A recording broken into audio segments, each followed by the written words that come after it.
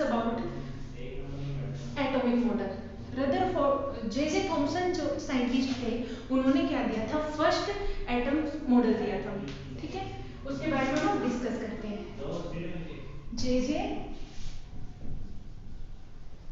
Thompson, इनका पूरा नाम था जोसेफ जॉन थॉमसन। इन्होंने क्या बताया, जब डिस्कवरी हो चुकी थी इलेक्ट्रॉन और प्रोटॉन की, उसके बाद में ये पता करना भी जरूरी था कि इसकी एक्चुअल में अरेंजमेंट कैसी है, कि एक्चुअल में वो एटम्स के अंदर डिस्ट्रीब्यूटेड कैसे हैं।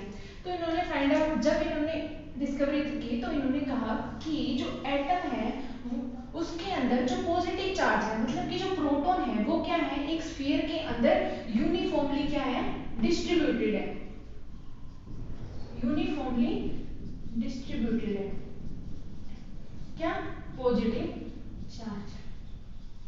ठीक है, और जो इलेक्ट्रॉन्स हैं जो कि नेगेटिव चार्ज है, वो इसके अंदर एम्बेडेड है, वो भी क्या है, यूनिफॉर्मली एम्बेडेड है। ये क्या है हमारा नेगेटिव चार्ज, या फिर हम कह सकते हैं इलेक्ट्रॉन्स। ठीक है, इस मॉडल को उन्होंने कुछ और नाम भी दिए, जैसे कि प्लम पुडिंग मॉडल, इसको जाना जाता है प्लम पुडिंग मॉडल। ये एक क्या है, एक स्वीट है, ठीक है, उसके अकॉर्डिंग नाम दिया। जैसे कि बिस्किट्स नहीं होते हाइड एंड सीक वाले, उनमें क्या है कि ये बिस्किट्स है, इसके अंदर जो चॉकलेट्स होती है ऐसे एम्बेडेड की होती है, तो ये जो बिस्किट्स का ये जो ओवरऑल पार्ट है, ये क्या है, ये क्या शो कर रहा है, पॉजिटिव चार्ज को, और ये जो चॉकलेट के जो एम्बेडेड पार्ट्स हैं ये किसको शो कर रहे हैं, नेगेटिव चार्ज, मतलब कि यहाँ पे इलेक्ट्रॉन्स को ये शो कर रहे हैं। वैसे ही सेम वाटरमेलन के अंदर भी इसका इस जो ये एटॉमिक मॉडल है जे थॉमसन ने जो दिया था, इसको एक नाम और भी है, प्लम पुडिंग मॉडल और वाटरमेलन के नाम से भी। सेम वाटरमेलन में भी कैसा है, जो रेड स्फेरिकल पार्ट होता है वो क्या शो करेगा, यहाँ पे पॉजिटिव चार्ज, और ये जो इसके अंदर जो ब्लैक सीड्स होंगी, ब्लैक एम्बेडेड सीड्स किसको यहाँ पे शो कर रहे हैं, नेगेटिव चार्ज इलेक्ट्रॉन्स को। ठीक है, जब इन्होंने डिस्कवर कर दिया फर्स्ट एटॉमिक मॉडल, इन्होंने बताया कि जो इलेक्ट्रॉन्स और जो प्रोटॉन है वो एक स्फीयर के अंदर यूनिफॉर्मली डिस्ट्रीब्यूटेड है, जिस वजह से ये एटॉम क्या है, न्यूट्रल कैरेक्टर शो करता है। लेकिन जब इनके मॉडल पे आगे एक्सपेरिमेंट किया गया, इन्हीं के स्टूडेंट रह चुके रदरफोर्ड ने, अर्नेस्ट रदरफोर्ड ने इस पे एक्सपेरिमेंट किया। तो जब इन्वेस्टिगेट किया इस मॉडल के ऊपर, उन्होंने अपना एक्सपेरिमेंट, जिस एक्सपेरिमेंट का नाम है alpha scattering gold foil experiment, तब ये मॉडल क्या हो गया था, डिस्कार्डेड कर दिया गया था, क्योंकि उस मॉडल की एक्सपेक्टेशंस के अकॉर्डिंग इसके रिजल्ट नहीं आए थे, कि हमने ये मॉडल लिया है, हमारी कुछ एक्सपेक्टेशन होगी कि हम चार्ज को जब इस पे डालेंगे तो कैसे अल्फा स्कैटरिंग डालेंगे तो कुछ और रिजल्ट मिलना चाहिए था, इसके अकॉर्डिंग मिलना चाहिए था, लेकिन एक्चुअल में रिजल्ट कुछ और आया, जिस वजह से ये क्या हो गया था, जे थॉमसन का मॉडल था वो फेल हो चुका था। यही इसका मेन ड्रॉबैक था कि ये जो स्ट्रक्चर जो हम कह रहे हैं ऐसी, वो एक्चुअल में ऐसी नहीं है। ठीक है, तो उसके बारे में हम डिस्कस करते हैं कि रदरफोर्ड ने क्या कहा। एटॉमिक मॉडल की फर्स्ट जो स्ट्रक्चर है, मतलब कि एटम कैसे उसके अंदर इलेक्ट्रॉन और प्रोटॉन है, वो जे थॉमसन ने बताया, लेकिन उसकी इनको उस पर नोबेल प्राइज भी मिला। उनके बाद आते हैं हमारे रदरफोर्ड, इनका पूरा नाम है अर्नेस्ट रदरफोर्ड। अर्नेस्ट रदरफोर्ड ने जो एक्सपेरिमेंट किया था उसका नाम था alpha scattering gold foil experiment. यहाँ पे उन्होंने क्या क्या चीज देखो फर्स्ट उन्होंने क्या किया, अल्फा पार्टिकल्स को लिए, ठीक है। सेकंड उन्होंने यहाँ पे क्या लिया, लेड प्लेट्स ली। थर्ड उन्होंने यहाँ पे क्या लिया, गोल्ड फॉइल। और फोर्थ उन्होंने यहाँ पे लिया जिंक सल्फाइड की स्क्रीन।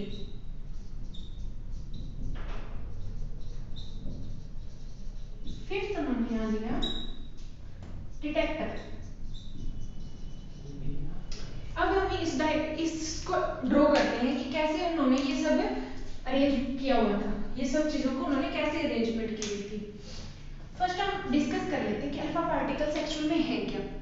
अल्फा जो पार्टिकल्स है वो और कुछ नहीं, हीलियम इन 2 पॉजिटिव स्टेट्स, यही हमारा क्या है, अल्फा पार्टिकल है, ठीक है, जिसके ऊपर +2 चार्ज है और जिसका मास कितना है 4, जिसका मास है, ठीक है। तो अल्फा पार्टिकल क्या है, पॉजिटिवली चार्ज है, पॉजिटिव चार्ज पार्टिकल्स है।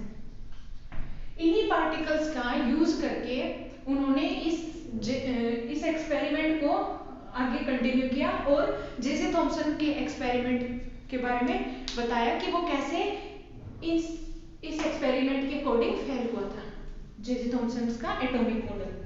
अभी हम ड्रॉ करते हैं कि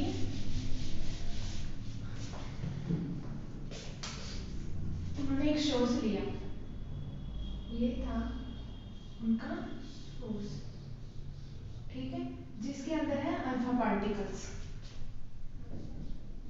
सोर्स ऑफ अल्फा पार्टिकल्स, और ये लेड प्लेट्स, ठीक है, और यहाँ पे इन्होंने ली गोल्ड फॉइल,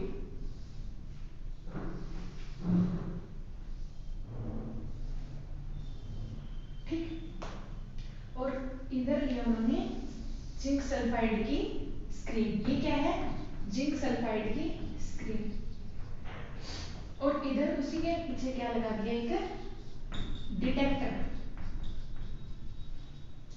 ठीक है, इन्होंने डिटेक्टर लगाया। अब ये जो जिंक सल्फाइड की स्क्रीन थी, इसको कभी कभी हम बुक्स में देखते हैं कि बिल्कुल ऐसे ही बना देते हैं थोड़ी सी जगह पे कि ये इतना सा है, बट ये एक्चुअली इतनी सी नहीं है, क्योंकि अभी देखते हैं हम कि कैसे हमें पता चलेगा। अगर जिंक सल्फाइड की स्क्रीन नहीं होती तो हमें थोड़ी ना पता चलता कि कौन सा पार्टिकल कैसे उससे पास आउट हुआ है, कौन सा नहीं हुआ है। जब यहाँ से ये है हमारी लेड प्लेट्स, ये है गोल्ड फॉइल। हमने यहाँ पे गोल्ड फॉइल ही क्यों ली, वैसे उन्होंने कुछ और मेटल्स के ऊपर भी एक्सपेरिमेंट किया था, लेकिन गोल्ड फॉइल की क्या है, मेलेबिलिटी काफी है, ज्यादा है। मेलेबिलिटी आप समझते होंगे कि जो मेटल्स को बीट करके उनको थिन शीट्स के अंदर कन्वर्ट किया जाए तो वो उस मेटल्स की मेलेबिलिटी कराती है। तो इनके अंदर इन्होंने जो गोल्ड फॉइल बनाई वो मतलब पेज से भी काफी थिन थी, जो शीट थी उसके अंदर इन्होंने ऐसा किया, इधर वो ही शीट ली, इतनी थिन शीट ली कि जिसके अंदर सिर्फ मेटल जो एक ही एटम की लेयर बन सके, कि ये जैसे एक पेज है, इसके ऊपर सिर्फ इसी लेयर में एटम है, ना इसके पीछे एटम्स है और ना इसके आगे एटम्स है, सिर्फ एक ही लेयर के अंदर क्या है, एटम्स है। लेड प्लेट्स क्या करेंगे, जब यहाँ से अल्फा जो पार्टिकल्स होंगे जब वो एमिट होंगे तो वो सस्पेंड होंगे, तो ये इनको जो एक्स्ट्रा सस्पेंडेड होंगे उनको क्या कर लेगी, लेड प्लेट क्या कर लेगी, अब्जॉर्ब कर लेगी, ठीक है, और सिर्फ इसी पाथ में उनको मूवमेंट करने देगी।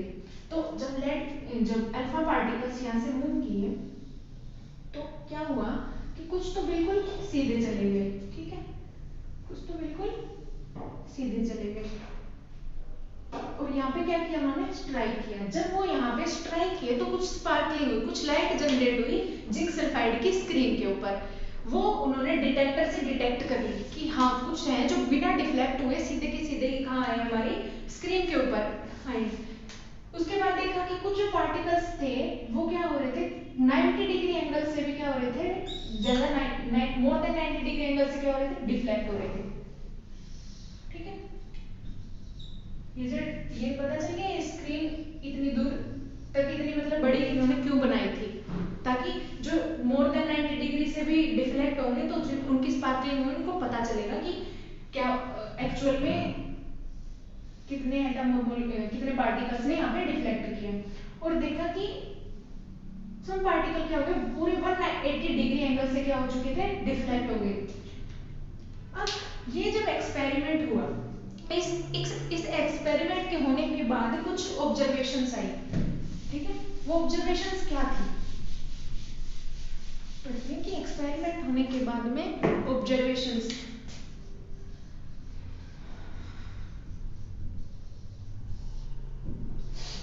फर्स्ट ऑब्जर्वेशन ये थी कि 99% अप्रोक्सीमेट 99% जो थे, अप्रोक्सीमेट ले रहे हैं, अप्रोक्सीमेट जो 99% जो अल्फा पार्टिकल थे वो क्या हो गए थे, स्ट्रेट सीधे जाके जिंक सल्फाइड की स्क्रीन पे स्ट्राइक हो चुके थे। 99% alpha particle strike direct on zinc sulphide screen, ठीक है। और कुछ 0.14% जो पार्टिकल थे अल्फा पार्टिकल्स वो क्या हुए थे, डिफ्लेक्ट हुए थे मोर देन 90 डिग्री एंगल से, और वन पार्टिकल, 1 आउट ऑफ 10,000 क्या हुए थे, 1 आउट ऑफ 10,000 क्या हुए थे, डिफ्लेक्ट हो गए 180 डिग्री एंगल। उन्होंने देखा कि जब उन्होंने ये एक्सपेरिमेंट किया तो उन्होंने क्या ऑब्जर्व किया कि एक जो पार्टिकल्स यहाँ से निकले अल्फा पार्टिकल्स काफी काफी मतलब अगर हमने 100 लिए मतलब 100 में से 99% क्या हो गए पॉइंट में समथिंग कुछ वो पार्टिकल्स सीधे स्ट्रेट चले गए, तो कुछ भी डिफ्लेक्शन नहीं हुआ, स्ट्रेट पाथ में गए। लेकिन कुछ पार्टिकल थे जो क्या हुए थे मोर देन 90 डिग्री, कि 90 डिग्री है तो मोर देन 90 डिग्री से क्या हो गए थे, डिफ्लेक्ट हुए थे। और सिर्फ एक, सोचो आपकी 10,000 में से सिर्फ एक जो था वो क्या था, यहाँ से 180 डिग्री पे पूरा पूरा डिफ्लेक्ट हुआ था, ठीक है। तो क्या कंक्लूजन निकलता है इन ऑब्जर्वेशन से हमारा,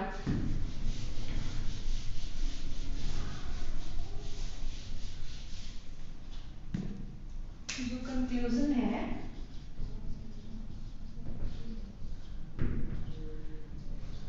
फर्स्ट कंक्लूजन ये है कि जो सेंटर में जो पार्ट है जो क्या कर रहा है, डिफ्लेक्ट कर रहा है, वो क्या है, बहुत स्मॉल पार्ट है, बहुत स्मॉल पार्ट है, वो क्या कर रहा है, डिफ्लेक्शन शो कर रहा है, डिफ्लेक्शन इन अल्फा पार्टिकल, ठीक है।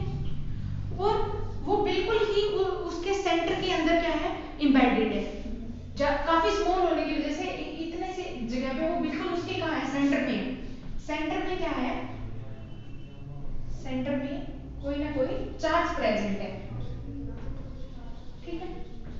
और जो बाकी का एटम जो है साइड से काफी क्या है, वो होलो स्ट्रक्चर है, एटम क्या है, होलो स्ट्रक्चर है, साइड में पेरिफेरी में कह सकते हैं, लेकिन उसके सेंटर में ही क्या है, कुछ ना कुछ चार्ज है, ठीक है। अब यहाँ पे क्या पता चला कि जो एटम है, एटम का जो साइज है वो कितना है, 10⁻⁻10 मीटर, और जो न्यूक्लियस का साइज है वो कितना है, 10⁻⁵ मीटर। कह सकते हैं कि न्यूक्लियस का जो साइज है हम यहाँ पे वो क्या है, 1 लाख गुना कम है, किससे, एटम के साइज से। यहाँ पे मतलब एक कमरा ले लो, उसके अंदर एक छोटा सा पॉइंट बिल्कुल उसके सेंटर में लगा दो, ठीक है, पेन से एक छोटा सा पॉइंट, इतने गुना छोटा है न्यूक्लियस एटम के अंदर, ठीक है। ये उनकी कंक्लूजन, उनके ऑब्जर्वेशंस के अकॉर्डिंग उन्होंने क्या कंक्लूजन निकाला कि जो स्मॉल ही पार्ट है जो क्या कर रहा है, अल्फा पार्टिकल को डिफ्लेक्ट कर रहा है, और जो सेंटर में ही उसके कुछ ना कुछ चार्ज प्रेजेंट है, और एटम जो है साइड से क्या हो रहा है, क्योंकि वहां से डिफ्लेक्ट नहीं हो रहे थे अल्फा पार्टिकल, डायरेक्ट जा रहे थे, सिर्फ एक सेंटर पॉइंट से अगर वो उसको बिल्कुल टच कर रहे हैं तो वो मोर देन 90 डिग्री एंगल से क्या हो रहे हैं, डिफ्लेक्ट हो रहे हैं। फोर्थ पॉइंट में उन्होंने कहा कि जो एटम का साइज है, क्योंकि हमें पता है कि अल्फा पार्टिकल्स बहुत फास्टली क्या कर रहे थे, स्पीड उनकी ज्यादा, वो मूव कर रहे थे, लेकिन यहाँ पे इस जगह पे आने के बाद क्या हो रहा है, एक ही पॉइंट और स्मॉल पॉइंट से सिर्फ 10,000 पार्टिकल में से एक ही पार्टिकल ने क्या किया, डिफ्लेक्ट किया।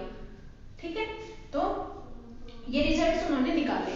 अब उनकी न्यूक्लियस के बारे में क्या बात कि उन्होंने कैसे न्यूक्लियस को डिफाइन किया। ठीक है, उन्होंने देखा कि जब वो अल्फा पार्टिकल्स को क्या करवा रहे हैं, स्ट्राइक करवा रहे हैं, क्या करवा रहे हैं, स्ट्राइक करवा रहे थे। जब स्ट्राइक करवा रहे हैं, हमें पता है अल्फा पार्टिकल्स और कुछ नहीं है, एक पॉजिटिव चार्ज है हीलियम के ऊपर, 2 पॉजिटिव चार्ज, मतलब अल्फा पार्टिकल्स पे क्या चार्ज है, पॉजिटिव चार्ज है। मतलब कि जो सेंटर से जो डिफ्लेक्ट हुआ है वहां पर भी क्या है, चार्ज है, बिकॉज हम वी नो कि सेम चार्जेस होते हैं वो क्या करते हैं, रिपेल करते हैं। तो उन्होंने कहा कि जो सेंटर में है वो क्या है, एक स्मॉल एरिया है, और वो स्मॉल जो एरिया है उसमें कौन सा चार्ज है, पॉजिटिव चार्ज है, और जो क्या कर रखा है, जिसके अंदर एक एटम का काफी जो मास की जो एवरेज है वो सबसे ज्यादा उस सेंटर में है, उसकी के सेंटर में है, जिसको उन्होंने फर्दर क्या नाम दिया, न्यूक्लियस का नाम दिया। ठीक है, यहाँ से उन्होंने न्यूक्लियस को डिफाइन किया। ओके, उन्होंने न्यूक्लियस के बारे में बताया। अब कुछ उनके क्या आए थे, ड्रॉबैक्स आए थे। ड्रॉबैक्स के बारे में अब हम डिस्कस कर लेते हैं, क्या उनके ड्रॉबैक्स थे।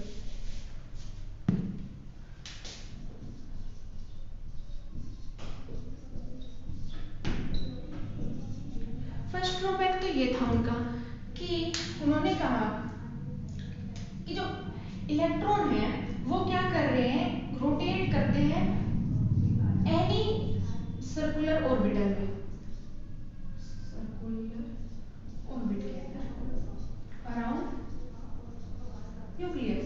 ये बात उन्होंने बोली जब उन्होंने न्यूक्लियस के बारे में डिस्कस करते, तो उन्होंने बोला कि इलेक्ट्रॉन रोटेट करते हैं।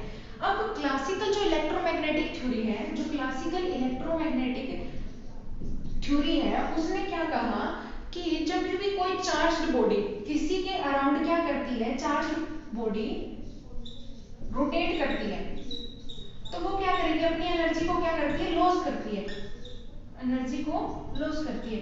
तो इसके अकॉर्डिंग तो क्या होना चाहिए था कि जो इलेक्ट्रॉन्स हैं वो क्या कर रहे हैं, एटम जो न्यूक्लियस है, एटम के अंदर जो न्यूक्लियस है उसके अराउंड क्या कर रहे हैं, इलेक्ट्रॉन रोटेट कर रहे हैं। मान लो इस सेल के अंदर इलेक्ट्रॉन रोटेट करते हैं, तो वो धीरे धीरे क्या करेंगे, अपनी एनर्जी को लॉस करेंगे, और वो कहाँ आ जाएंगे, सेंटर में, वो न्यूक्लियस।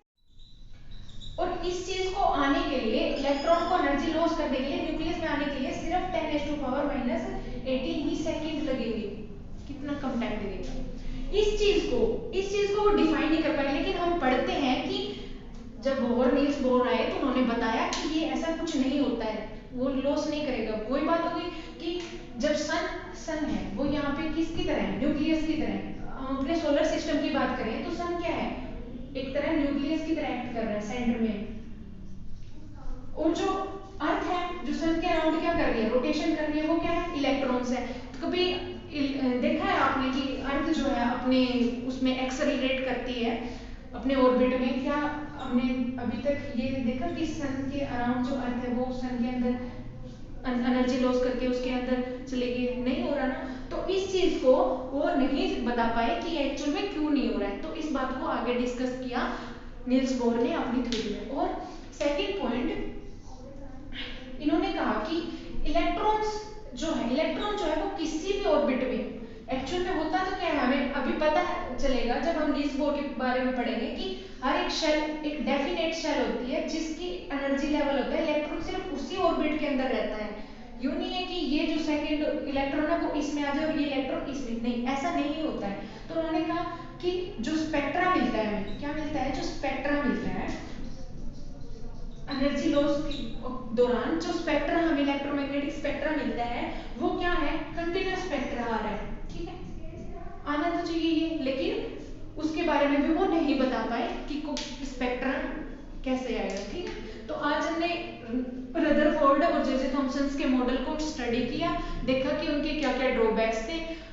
फर्दर साइंटिस्ट ने इनके ऊपर स्टडी की, क्योंकि अभी तक काउंट कंप्लीट नहीं हुआ था, यहाँ पर पूरी रिसर्च नहीं हुई थी, क्योंकि इनके ड्रॉबैक्स थे, ना ही तो वो स्पेक्ट्रा को डिफाइन कर पाए और ना ही यहाँ पर वो कि इलेक्ट्रॉन जो है वो नहीं जाएगा न्यूक्लियस के पास, नहीं जाएगा, वो अपने ही ऑर्बिट में रोटेट करेगा। फर्दर इसको एक्सप्लेन किया था रदरफोर्ड ने। सॉरी रदरफोर्ड ने नहीं, नील्स बोर ने फर्दर इसको एक्सपेरिमेंट करके डिस्क्राइब किया। सो थैंक यू, आप इसको पढ़िएगा अच्छे से। नेक्स्ट क्लास में हम नील बोहर मॉडल के बारे में डिस्कस करेंगे।